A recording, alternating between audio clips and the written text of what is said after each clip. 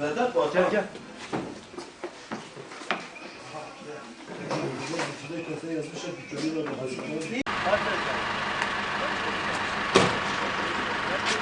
Ya Şakir abi, ben orada konteyner'a gidiyorum.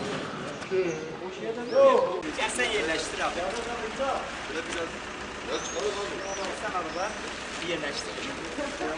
Sayarak gider.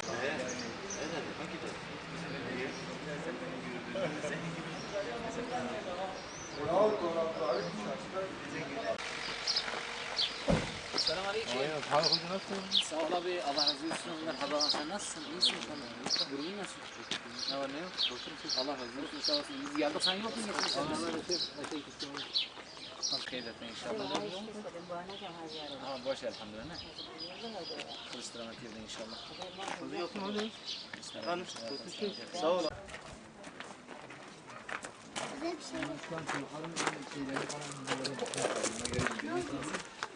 Yarım saat olduğumuz zaman bir uğrayın oraya yengemle. Biz yine de bildireceğiz, söyleyeceğiz, tamam mı?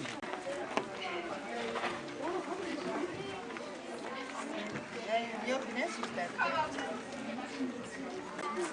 Güzel. Geldiğimde İşte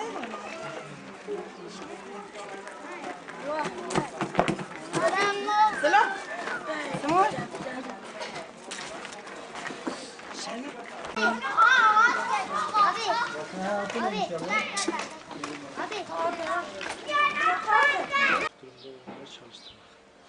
bunlar kirada oturuyor. Daha önce burada bir yakın oturuyorlar var, yıkıldı.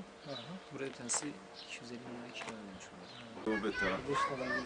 ودي هواش والله قضاء تحقيقات ستار ان شاء الله ودي هاري فاري يا هم يا سجاوين في سلام